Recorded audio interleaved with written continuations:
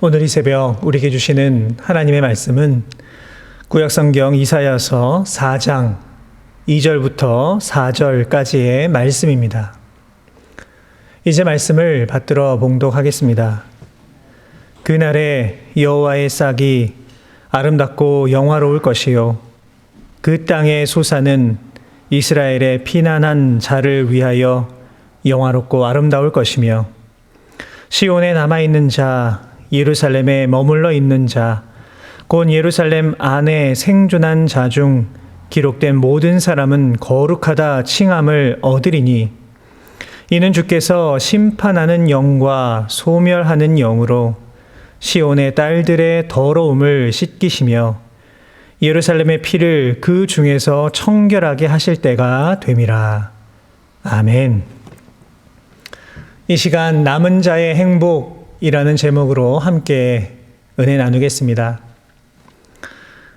성경 속에서 나타나는 인간의 모습은 참으로 어리석다라고 말할 수 있을 것 같습니다. 하나님께서는 인간이 어떻게 살아가야 할지를 너무나도 분명하고 또 선명하게 알려주고 계시지만 인간은 계속해서 이 하나님의 말씀을 듣지 아니하고 자꾸만 엉뚱한 길로 가려고 합니다. 그런데 그럴 때마다 하나님은 이러한 인간들을 참고 또 참아 주십니다.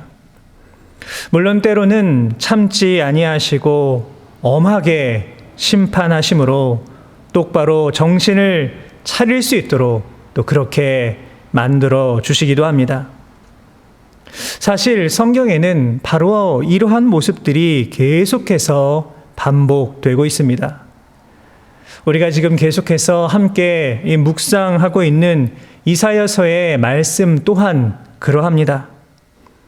하나님께서는 이사야 선지자를 통하여서 죄를 범한 유다 민족을 향해 준엄한 하나님의 심판이 있을 것임을 알려주고 계십니다.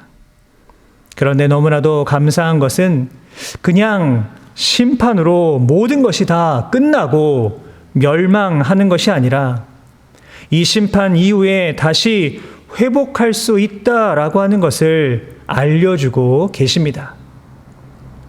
오늘 본문 2절의 말씀입니다. 그날에 여호와의 싹이 아름답고 영화로울 것이요 그 땅의 소사는 이스라엘의 피난한 자를 위하여 영화롭고 아름다울 것이며, 이 본문을 이해하기 위해서 분명하게 기억해야 할 것은 바로 이 여호와의 싹입니다. 여호와의 싹은 당연히 메시아를 뜻하는 말입니다. 때문에 본문의 이 올바른 의미는 장차 오실 메시아로 인하여서 이 백성들이 누리게 될 영화로움을 이야기하고 있는 것입니다. 그런데 또 다른 의미를 찾아본다면 여호와의 싹이라고 하는 것은 이 부패할 대로 부패한 유다를 심판하신 이후에 다시 회복시켜 주실 순수한 선민을 지칭한다라고도 볼 수 있을 것 같습니다. 우리가 앞서 묵상한 이사야 3장 1절 이하의 말씀을 보시면 부패한 유다에 대한 분명한 심판이 기록되어 있습니다. 그렇기 때문에 오늘 본문 2절에 기록된 그날에라는 것은 심판 이후를 뜻하는 말이다라고 볼 수가 있는 것입니다. 역사적으로 보았을 때 부패한 유다에 대한 하나님의 심판은 정말로 철저했습니다. 바벨론은 무려 3번에 걸쳐서 유다를 침공하였고 유다 땅 완전히 황폐화되고 말았습니다.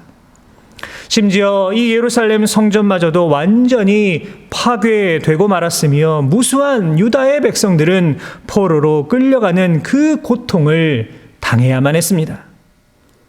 실제로 이사야 3장 26절에 기록된 말씀처럼 그 성문은 슬퍼하며 고글하였고 시온은 황폐화되고 말았던 것입니다. 그렇기 때문에 유다는 이러한 상황 속에서 정말로 아무런 소망을 가질 수도 없는 그러한 상황에 이르고 말았습니다.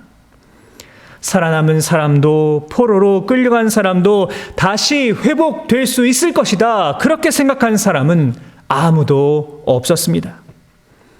여러분, 그러나 이후에 이 유다 백성이 어떻게 되었습니까? 다시 회복할 수 있을 것이라고 아무도 상상하지 못했지만 결국 하나님께서는 그 잘라진 그루터기에서 아름다운 새싹이 돋아나게 하셨고 이 남은 자들을 통하여 다시 유다의 회복을 이루어 주셨습니다. 우리는 오늘 본문을 그저 이 유다 민족의 상황에서만 바라보아서는 안 됩니다. 우리가 기억해야 할 것은 당신의 백성을 향한 하나님의 마음입니다.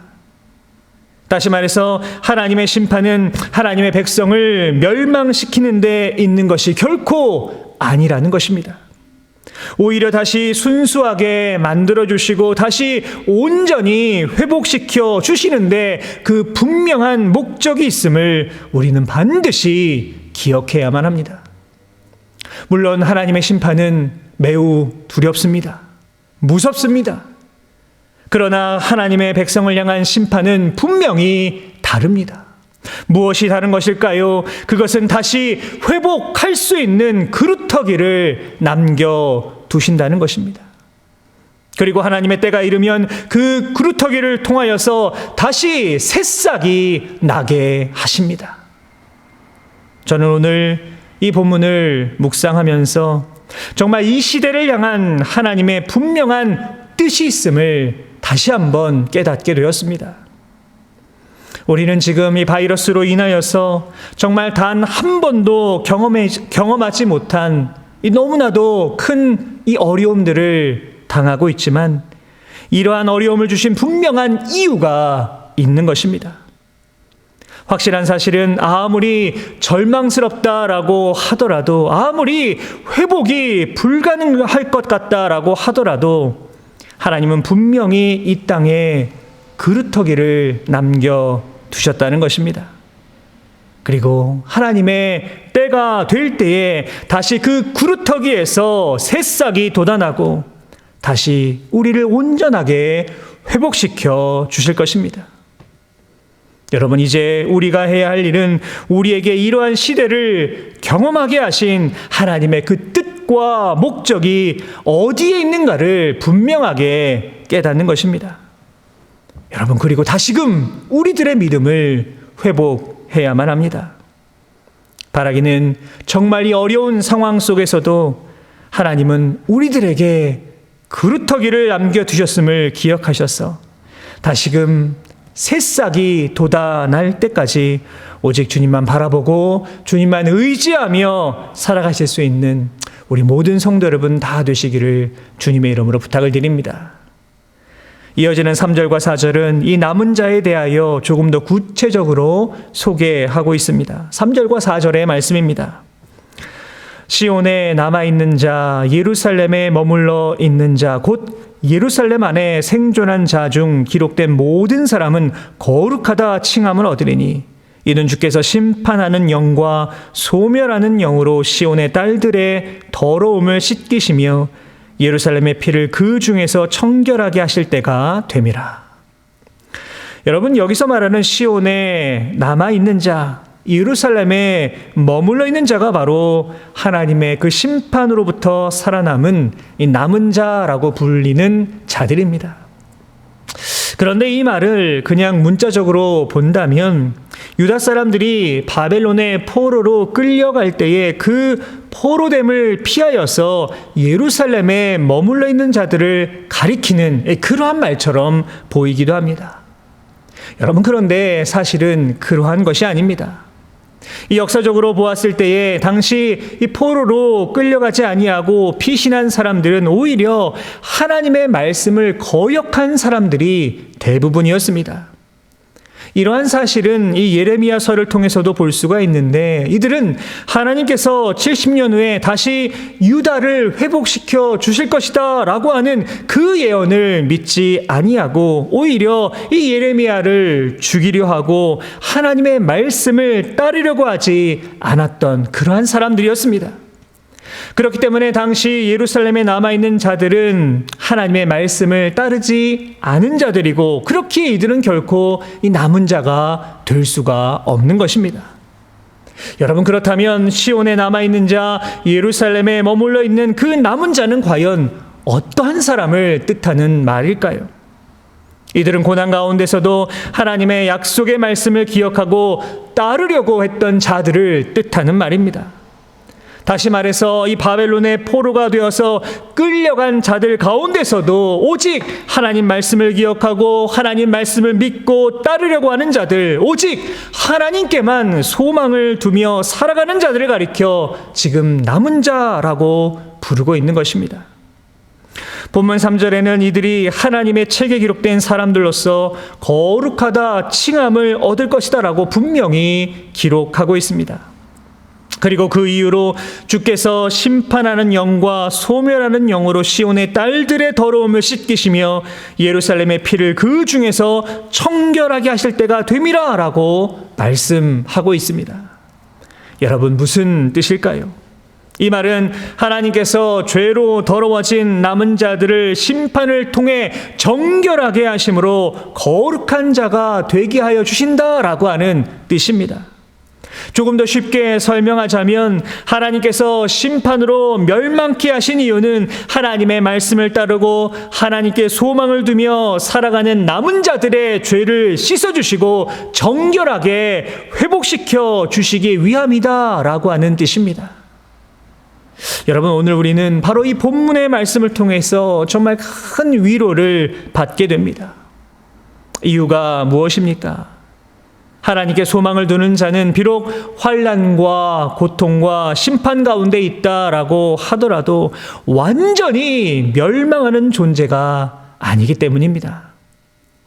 여러분, 우리들의 모습을 한번 이 시간 돌아보시기를 바랍니다. 우리는 분명 하나님의 주권적인 은혜로 다 구원함을 받은 자들입니다. 정말 이 세상 수많은 사람들 가운데 선별되어서 하나님의 자녀로 우리는 이 땅을 살아가고 있습니다. 여러분, 그런데 우리들의 모습은 과연 어떠합니까? 하나님의 백성답게 살아가지 못하는 모습이 너무나도 많이 있습니다. 매일같이 우리는 수많은 죄 가운데 살아갑니다. 죄의 구렁텅이에서 빠져나오지 못하는 모습이 얼마나 많이 있는지 모릅니다. 그리고 때로는 이 죄로 말미암아 우리는 무서운 징계를 받기도 합니다. 하나님의 채찍을 맞을 때도 있습니다. 어디 그뿐입니까? 때로는 하나님의 심판으로 인하여서 우리가 가진 모든 것을 다 잃어버릴 수도 있습니다. 여러분, 그런데 오늘 본문은 무엇이라고 말씀하고 있습니까? 이런 경우라고 하더라도 하나님의 그 약속을 믿고 하나님 말씀을 의지하고 하나님께 소망을 두며 이 땅을 살아가는 사람은 다시 정결하게 회복시켜 주신다라고 분명히 말씀하고 있습니다. 여러분이 얼마나 감사하고 힘이 되는 말씀입니까? 사랑하는 성도 여러분, 이 시간 우리를 향한 하나님의 마음을 여러분 다시 한번 기억하시길 바랍니다. 예레미야 29장 11절은 이렇게 기록하고 있습니다. 여호와의 말씀이니라. 너희를 향한 나의 생각을 내가 아나니 평안이요 재앙이 아니니라. 너희에게 미래와 희망을 주는 것이니라. 아멘. 여러분, 그렇습니다. 하나님은 결코 하나님의 백성이 재앙을 받고 완전히 멸망하는 걸 원하지 않으십니다. 아무리 우리가 이 죄악의 길을 걸어간다라고 하더라도 이로 인하여서 하나님의 정말 무서운 심판을 받는다라고 하더라도 하나님은 우리 삶 가운데 분명한 그루터기를 남겨두시고 다시금 희망의 싹을 틔울 수 있도록 역사해 주십니다. 바라기는 여러분, 이제 우리의 삶 가운데 다가오는 여러 가지 어려움과 환난 속에서도 하나님을 향하여서 분명한 소망을 두시고 새로운 힘과 용기를 얻어서 이 땅에 남은 자 되어 승리하며 살아가실 수 있는 저와 우리 모든 성도 여러분의 참으로 귀하고 복된 삶이 되시기를 주님의 이름으로 축원합니다. 기도하겠습니다. 참 좋으신 하나님 아버지, 은혜와 사랑에 감사를 드립니다. 오늘도 우리를 사랑하셔서 귀한 하루 허락하여 주시고 주님 의지하고 바라봄으로 이 땅을 살아갈 수 있도록 인도하여 주신 은혜 하나님 감사를 드립니다. 바라옵고 원하오니 오늘 하루의 삶도 복되게 하여 주시고 우리가 어디에 있든지 무엇을 하든지 오직 하나님의 영광을 위하여 기쁨으로 살아갈 수 있는 우리 모두가 다 되게 하여 주옵소서. 사랑의 하나님, 오늘 주신 말씀을 기억합니다. 우리는 지금 너무나도 힘든 세상을 살아가고 있습니다. 그럼에도 불구하고 하나님께서 남겨두신 분명한 그루터기가 있음을 기억하게 하시고 다시 새싹이 돋아나 모든 것이 회복되는 기쁨을 온전히 누리게 하여 주옵소서. 무엇보다 힘든 삶을 살아가고 있지만 그럼에도 불구하고 언제나 하나님께 소망을 두는 남은 자가 되게 해 주시고 그래야 해서 남은 자가 누릴 수 있는 행복과 기쁨을 온전히 맛보며 이 땅을 살아갈 수 있는 우리 모두가 다 되게 하여 주옵소서. 오늘도 주님 온전히 우리와 함께 하여 주실 것을 믿사오며 거룩하신 예수 그리스도의 이름으로 기도하옵나이다. 아멘.